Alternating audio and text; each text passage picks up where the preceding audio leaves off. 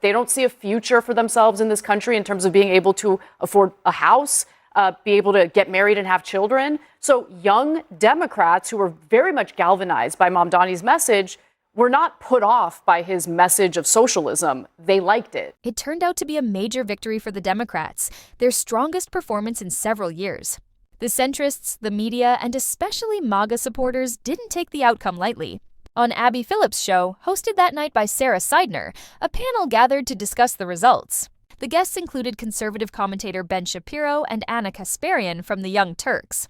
We'll break down their reactions to this big win for the Democrats and for Zoran Madani. And I'll be sharing my own perspective as well. Let's dive in and see how Ben Shapiro, Anna Kasparian, and the rest responded on Abby Phillips' show. Democrats are doing something rare these days. They're celebrating big wins across several states. Republicans are now in the blame game.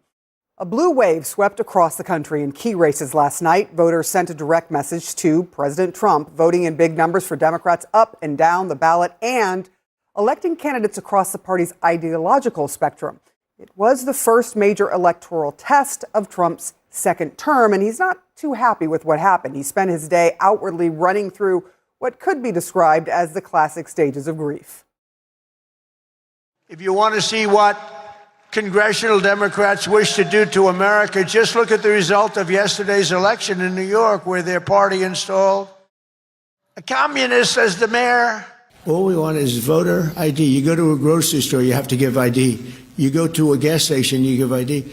But for voting, they want no voter ID. That's only for one reason, because they cheat. Well, let's see how a communist does in New York. We're going to see how that works out. And we'll help him. We'll help him.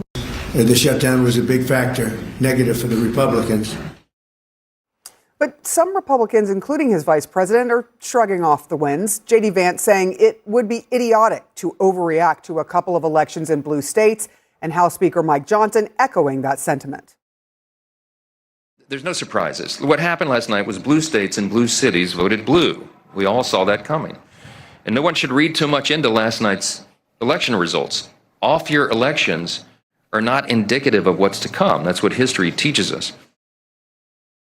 All right, we have a great panel here. I want to start with this idea because I was thinking about it as everyone has been talking about where the Democrats are going, looking across these races.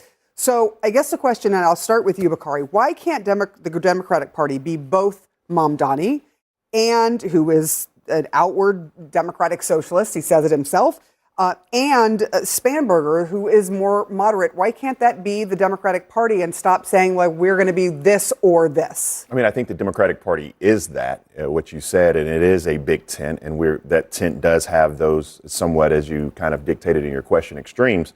But I also want to push back on the framing of that, because that framing is more in line with what J.D. Vance was talking about. That framing is more in line than what Donald Trump was talking about. Somehow people perceive that this was an election that just happened in New York City. And God forbid to all my New Yorkers that life happens outside of there. But the fact is, we kicked Republicans' ass not just in New York, but we beat them in Mississippi, where we actually broke the supermajority. 2 public service commissioners won, not 1, but 2 statewide in Georgia. We beat the last Republican city council person in Orlando, Florida. We actually took back the mayoral race in Pittsburgh, Pennsylvania. So not only did we just win in Virginia and New Jersey and New York, where people want to make this race about, we won up and down the ballot. Now, is this just a snapshot of time? Maybe. I don't want to get out over my skis, but let's not make it seem like we just won in blue places. Right. We won all over the country. Ben, to you, are Republicans missing something here? Because you are hearing some Republicans who are saying, this is not a big deal. This just happened, as you just heard, in blue states. Everybody just calm down. Well, I mean, I think that this is the launch of the midterm election cycle, obviously. And as Bakari says, Republicans did not do well last night. And it's also true, obviously, that Democrats were very likely to win Virginia or New Jersey or New York. But obviously, if Republicans don't take into account the fact that this is now a Republican-owned economy and that this is a Republican-run country. I mean, the Republicans do run both houses of Congress and the presidency. And so if there's a backlash, it's going to obviously happen to the Republicans. And that is always the most likely scenario. I mean, I think that the question is going to be margins. Right now, there aren't that many vulnerable seats, actually, in the House. The number of challengeable seats is extremely limited. So I don't think you're going to get a wave that's 40, 50 seats, because I'm not sure that's possible anymore, given redistricting and given the big sort that's been happening. But for Republicans not to take some alarm at the fact that obviously these exit polls, which are showing economy still as the number one concern and inflation still as the number one concern, if they don't take that seriously, obviously there are going to be some serious effects in the midterm. There are 2 points I want to make along the same lines that Ben was making. This probably will be the only time we agree. I was like, y'all are agreeing on something? Start off with a bang here. But yes, we have to think about the fact that, take Virginia, for example. Every single county in Virginia swung to the left.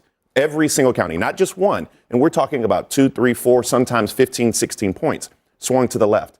In Georgia, what you saw around Atlanta, Fulton County, Gwinnett, Cobb, I mean, those folks came out to vote. And so you're starting to see those things. And last but not least, the issues that were at the forefront, and Democrats have to realize this, the issues that were at the forefront, like you said, were the economy, affordability, one. Number two, health care. A distant third was immigration. You know what was not in those top 5 or 6 issues?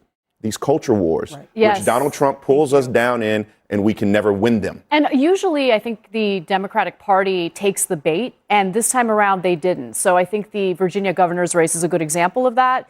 You know, you have Winsome Earl Sears kind of focusing part of her campaigning on the transgender issues. Spanberger didn't focus on that, and she did focus on affordability, and I think it helped her win that gubernatorial race. But I will say this, you know, I'm glad that Ben is pointing out to the fact that, yes, economy is top of mind for most Americans. And what I heard from House Speaker Mike Johnson and from Vice President J.D. Vance is a lot of what I heard from Democrats in the lead up to the 2024 presidential election, when immigration was definitely something that Americans were concerned about, and crime. And they pretended like, nope, doesn't exist. It's all made up. It's just right-wing fear-mongering. No, you need to listen to your constituents, because your constituents are the ones who are concerned about Well, in this. fairness, I don't think the vice president or the speaker of the House were saying these issues don't matter or they don't exist. That certainly isn't what they were saying. They're explaining that it's an off-year election and that Republicans didn't necessarily feel the same impetus to go vote as we likely are going to see in the next presidential election and certainly in the midterms coming up next year. So I think that's a bit of a mischaracterization. Well, Trump is underwater when it comes to pretty much everything, including immigration, by the way. But Larry Kudlow today was shocked at how underwater he is when it comes to the economy. 61% of Americans disapprove of Trump's handling of the economy. Don't underestimate how much of an impact that's going to have on the midterm elections. And even the voters that, you know, the fraction of black male voters that people were looking at in the 2024 election, you know, all those voters came back home. And the biggest flop you saw last night, or flip-flop, however the word is said, was Hispanic voters. So all the gains, it looks like every gain that Republicans made in 2024 through immigration policy reform that people don't like what they're seeing on TV or whatever it may be, they lost all of that last night. Now again, Democrats, one of the things we like to do is run victory laps that last like 365 days. I mean, you have to figure this out, because this isn't the only headline today. I don't want to get ahead of myself, but we're literally in 36 days of a shutdown. And people are extremely, they're hurting right now. And that hurt was what we saw in the election last night. Bari Sears makes a really strong observation about Hispanic voters, and it's something I was actually discussing with a friend not long ago. It's hard to figure out why any Hispanic voter who once backed Trump would still support him now, especially after all the controversies involving ICE. Recently, there was a case where ICE agents rammed into a Hispanic woman driving a Mercedes, sending her to the hospital. She's a U.S. citizen and now plans to file a major lawsuit. Given incidents like that, it's confusing why any Hispanic person would still stand by Trump at this point. What also gets under my skin about the media, and Sarah Seidner does this perfectly here, is how they always shape the conversation. She questions why we can't have both figures like Zoran Madani, who represent the passionate progressive wing, and the moderates who stick closer to the corporate establishment. But notice, we never hear that kind of talk when it comes to Republicans. Nobody ever says, why can't we have the far-right MAGA crowd and a more traditional Republican who just cares about lowering taxes and staying reasonable? The media constantly pressures Democrats to move to the middle, even when they're barely leaning left, simply suggesting that the country should prioritize its own people. That kind of thinking is immediately portrayed as too radical, while Republicans can drift to extreme positions without anyone demanding they moderate. It's incredibly frustrating. As for Ben Shapiro, while I disagree with almost everything he says, I'll admit he isn't totally out of touch here. He's right in pointing out that this is now Trump's economy, and Republicans have to own it. Yet, the White House keeps blaming Joe Biden for any negative numbers, insisting they're still dealing with the Biden leftovers. Both Ben Shapiro and Anna Kasparian highlight that Trump's approval ratings have dropped across nearly every category. The only area where his numbers aren't completely terrible is crime, and even there, he's still doing poorly. His performance on the economy is especially bad, and overall, his approval rating is lower than ever since he took office. We saw something similar happen during the 2018 midterms when Democrats did exceptionally well. And a repeat of that seems likely in 2026. Ben Shapiro appears to recognize this and even acknowledges that voters will hold Trump and the Republicans responsible for the current state of the economy and everything that follows. I think the biggest thing in all of this, and I think you saw it, Trump winning over Biden, I think that you're seeing it now, is that people don't like the status quo. And after they change the status quo, they don't like the new status quo. Because the reality is that all these problems that are now deeply embedded in very real ways in our economy, for example, things like the national debt, things like the fact that we've had, enormous pressing by the Federal Reserve for a while here, and in both directions. First, it was too slow to react in one direction, then it was too slow to react in the other direction. All of this is leading to just a systemic unease that everyone has with everything. And whoever gets elected next, good luck to Zohran Mamdani, because he's not going to be able to solve all the issues that he is talking about, certainly not with the policies that he is currently proposing. And then he's going to be the one on the chopping block. I do want to ask you, Anna, because young people voted in very large numbers, particularly in the mayoral race here in New York, and they were part of the change that happened here with Zohran Mamdani sort of sweeping into office with over 50% of the vote. But I want to talk about what we've been hearing from the president and some others in the Republican Party who keep calling him not a socialist, democratic socialist, which he has said he is, but a communist. And there are big differences between the two. That scare tactic did not work when it comes to Mamdani. And socialism, some people will look at it and say, look, we have some socialist programs here in the United States, things like Medicaid and Medicare, things like, the SNAP program, things like public school, where we all pay taxes, but even if you don't have kids get to go compulsory program. To school for free. What sort of is the idea that Republicans have that this is a communist and that they can keep pushing this idea when people seem to be rejecting it? Look, there is a fundamental difference between outright socialism, where the government seizes the means of production and tries to artificially control the market, which we've seen many, many times play out throughout human history, and social welfare programs. Having social welfare programs available in a country does not inherently make your society a socialist society. Right. Just last night, we talked about the thriving economies over the last several years of Scandinavian countries like Norway, Sweden, Denmark, that on the economic index freedom scale are actually more capitalist than the United States of America, have far more free market opportunities for people who live there than even we do here in the United States. Where I think there is a valid criticism, and what's going to be interesting to see if this can even play out here in New York City, are these very radical ideas with extreme expansion in government, stuff like state-run grocery stores or taking over housing here in New York City specifically, with the decommodification, as we saw specifically campaigned for by Zohran Mamdani on the campaign trail,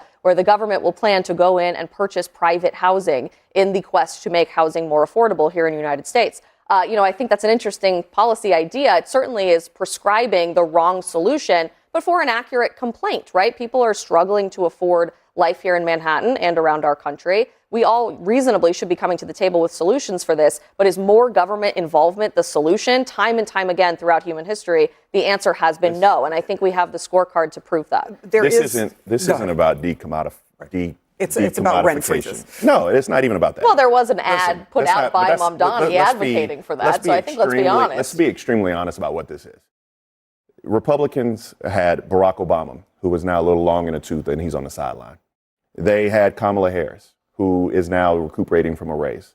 They had Joe Biden, right? They do extremely well with picking a boogeyman out, and that is what they're doing. We cannot fall for that. They're simply otherizing Mamdani. They're saying whatever they want to say. And it's not working, though. That's the thing. Like, the more they attack him, the more... But I mean, it's like, it's a refreshing... In what way is otherizing just responding to his own campaign calling him a jihadist promises? when he's not a jihadist? That's a good example. But I mean, also, for every Zoran Mandani, there is a Mary Sheffield, right? There is somebody else who you can see. She's the first black mayor of Detroit, Michigan, where young people came out in large swaths and voted for. So then the question becomes why they're focusing on Mamdani. And I think the answer is because of Mamdani's own words. If you watched his victory speech last night, he used one line in particular that sort of leapt out and left off the screen when he said that there is literally no problem. This was his line. There is no problem too big for government to solve and no matter too small for government to care about. I mean, that's terrifying. What totalitarians would say, is that they're literally, and then the two people he quoted verbatim, aside from Mario Cuomo, which was I thought a delightful little slap at Andrew. I thought it was a little nasty.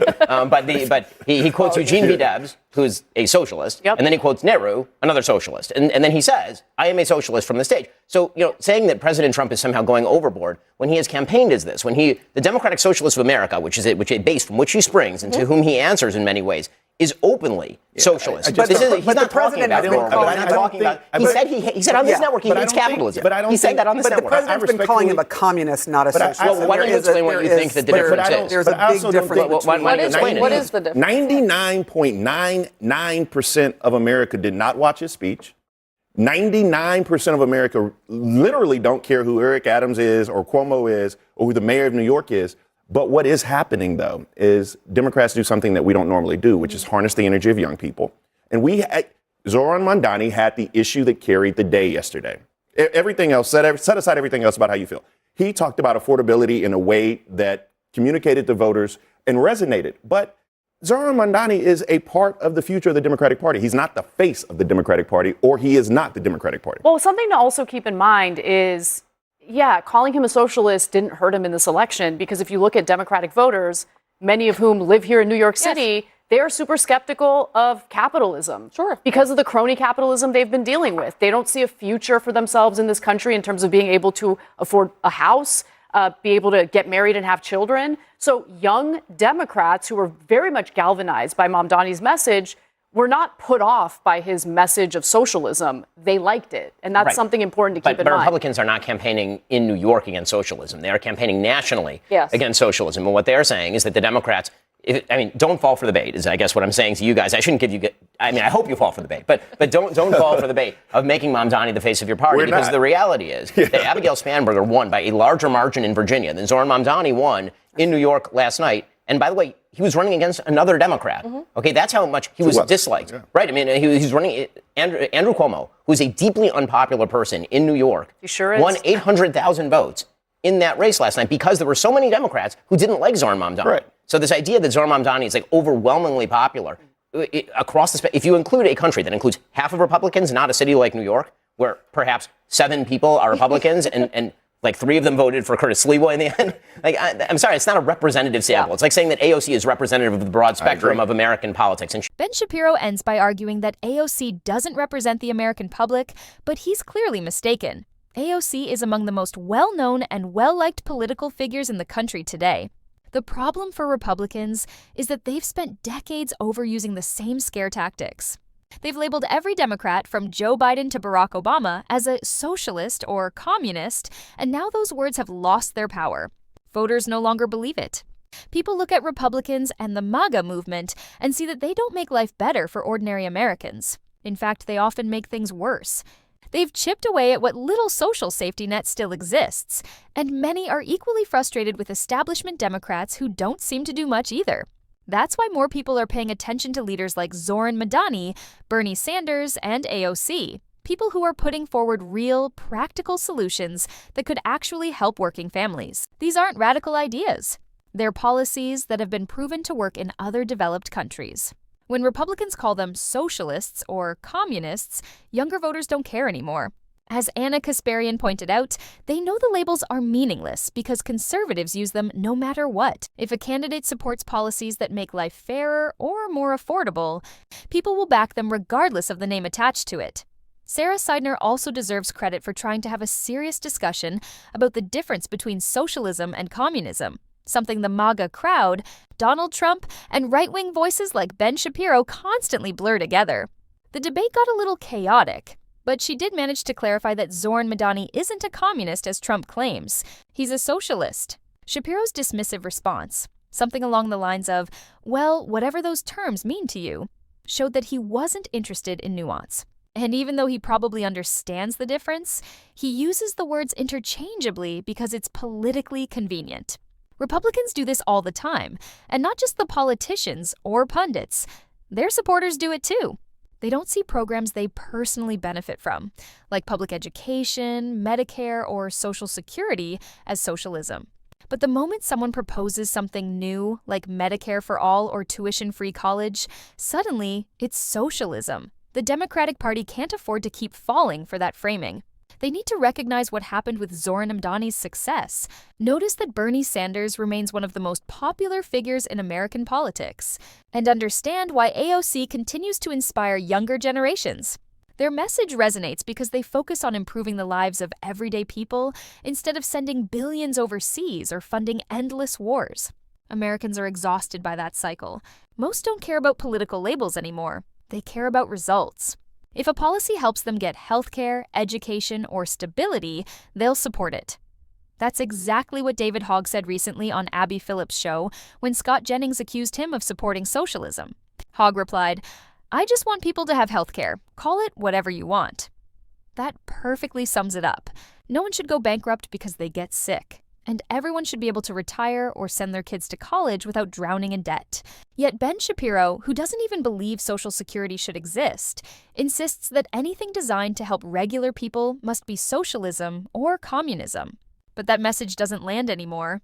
People see through it. So what do you think? Are you siding with Ben Shapiro's argument, or do you agree more with Anna Kasparian and Bari Sirs? Share your thoughts in the comments. I'd love to hear your take, and I'll catch you in the next video.